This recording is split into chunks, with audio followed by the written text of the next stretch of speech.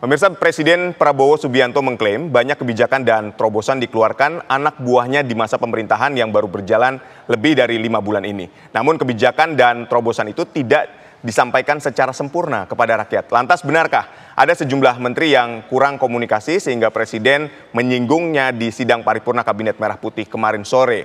Kita akan membahasnya bersama Profesor Lely Aryani, pakar komunikasi politik dari LSPR. Selamat sore, Prof. Lely. Selamat sore, Mas Oho. Iya, apa kabar? Alhamdulillah kabar baik. Prof, jadi apa sebetulnya yang ingin disinggung oleh Pak Prabowo terhadap para menterinya? Ya, pertama saya setuju sekaligus setuja nih sama Pak Prabowo 1000% tentang pernyataan beliau bahwa banyak sekali program yang sebenarnya sudah digagas, bahkan mungkin sudah separuh dilakukan, tapi kurang terpublikasikan ke masyarakat. Jadi memang persoalannya adalah pada komunikasi. Tapi bukan juga kita ingin mengatakan komunikasi itu adalah panacea untuk menyelesaikan semua persoalan. Jadi bukan panacea. Namun dengan komunikasi itu semua persoalan sebenarnya bisa diberitakan. Nah, makanya saya bilang kenapa sejak awal ketika dibentuk tim komunikasi, kantor komunikasi kepresidenan yang jumlahnya ada 50 orang itu, saya pikir mereka dibagi peran masing-masing nih. Misalnya untuk memberi sinyal kepada kementerian tertentu yang programnya sudah jalan atau bombastis lah. Dan itu mencerminkan kebijakan Pak Prabowo tentang rakyat. Nah, sehingga rakyat menyambut dengan gembira makan siang gratis, bukan hanya makan bergizi gratis ya, tapi banyak persoalan lain yang Pak Prabowo nyatakan sendiri yang nyatanya memang tidak didengar oleh rakyat. Yang viral adalah yang jelek-jeleknya aja, termasuk terakhir kemarin dari Kepala Kantor Komunikasi Kepresidenan sendiri. Ini sesuatu yang sebenarnya tidak boleh terjadi menurut saya. Artinya mereka-mereka yang berada di sekeliling Pak Prabowo itu baik yang ada di kementerian, wakil menteri, staf khusus juga perlu terlibat untuk bisa mengelola pesan komunikasi politik yang harus seperti apa mereka sampaikan.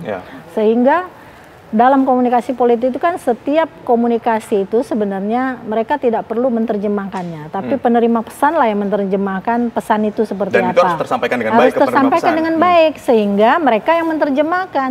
Lah kalau pesannya tidak tersampaikan dengan baik, maka kita bisa membaca nih sebenarnya tim komunikasi kepresidenan itu benarkah bisa memiliki kemampuan untuk mengelola pesan-pesan komunikasi politik seperti yang diinginkan oleh Pak Prabowo. Prof, jadi strategi dan komunikasi seperti apa yang sebetulnya seharusnya disampaikan oleh para pembantu presiden ini supaya semua programnya dapat diterima dengan baik oleh masyarakat? Saya ingin menggarisbawahi ada 4 sebenarnya strateginya. Yang pertama itu adalah pengetahuan situasional.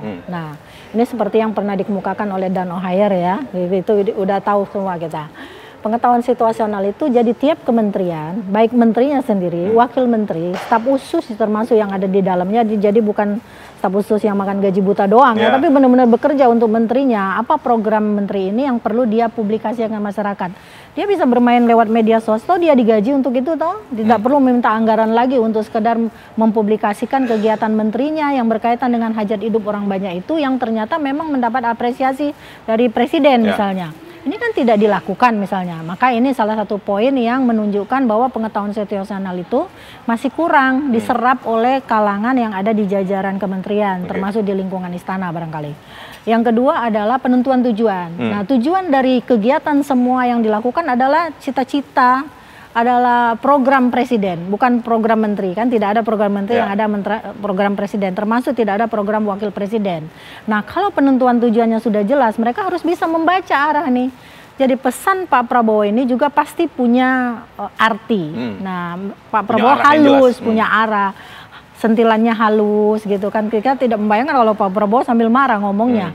Pasti semua langsung berteriak kan, ini kamu kenapa nggak langsung di ini, Pak Prabowo marahin kami misalnya.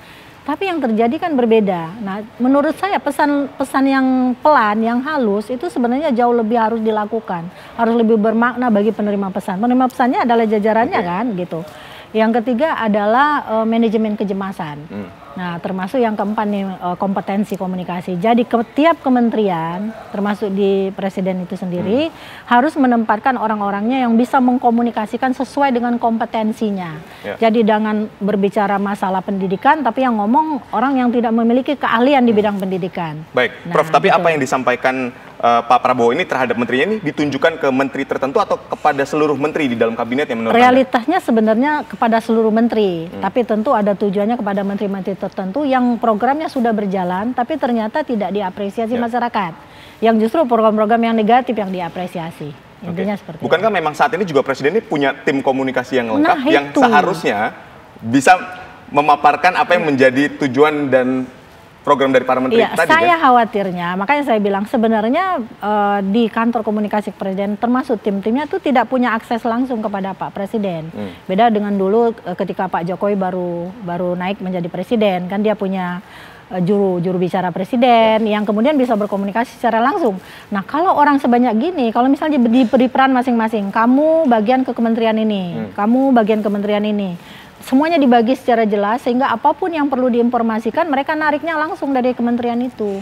Jadi jalurnya tidak perlu jalur birokrasi yang terlalu panjang sehingga bukankah dalam komunikasi itu semakin jauh jarak komunikasi semakin noise. Betul. Jadi pesannya tidak sampai, justru mengambang di awang-awang gitu. Tapi apakah indikasi itu memang ada? Artinya tidak bisa Ada. langsung dari apa? Dari apa Anda melihat bahwa tidak bisa langsung ke presiden? Oh ya, dari yang jelas ya, makin sebanyak orang nggak mungkin semuanya bisa nyeruduk kepada Pak Presiden, termasuk mungkin ke kepalanya sendiri. Karena apa? Pasti Pak Presiden dengan membentuk organisasi itu kan mencoba menciptakan jarak tidak langsung, supaya terorganisir maksudnya. Tapi justru semakin panjang jalur komunikasi itu juga semakin bias, semakin noise kan masalahnya di sana. Jadi mungkin Pak Presiden sendiri sebagai kepala negara yang kemudian membentuk organisasi itu maka perlu mengkomunikasikan langsung nih. Ya tidak semua tim itu harus berhadapan dengan Pak Presiden, kepalanya aja. Kamu berikan perintah kepada timmu bagi menjadi sekian, ada berapa kementerian sekarang? Nah, dibagi jumlahnya, jadi sesuai dengan ketentuan jumlah menteri itu. Ini yang berhubungan dengan menteri A, ini menteri B, dan seterusnya. Hari ini juga ketika kita melihat ada peran netizen yang begitu luar biasa dominan di media sosial. Nah, apakah menteri-menteri ini juga harus menguasai dengan baik cara berkomunikasi di media sosial untuk menyampaikan semua program itu? Harus. Jadi biar bagaimanapun, mereka itu adalah komunikator politik.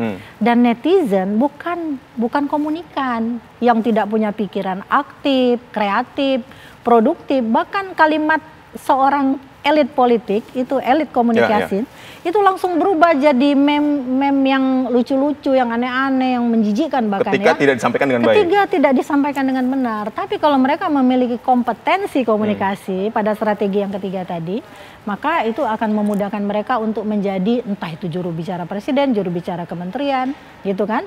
Karena atas nama presiden semua yang mereka bawa itu. Jadi peran ini menurut saya besar dan tidak semua orang bisa melakukan itu. Nah, kita pengen tahu siapa yang ada di sana semuanya itu. Jadi apa yang harus dilakukan saat ini oleh semua menteri-menteri supaya bisa mengkomunikasikan semuanya dengan baik? Jadi mungkin yang di kantor presiden sendiri perlu memanajerial dari kantor komunikasi kepresidenan itu sehingga bisa menentukan pola komunikasinya dengan jelas. Jadi jangan sembarangan melontarkan isu, agenda presiden belum tentu yang ditangkap mereka itu benar. Presiden maksudnya A disampaikan B. Ini akan bermasalah pada apresiasi publik yang diberikan kepada Pak Presiden kan. Itu merugikan.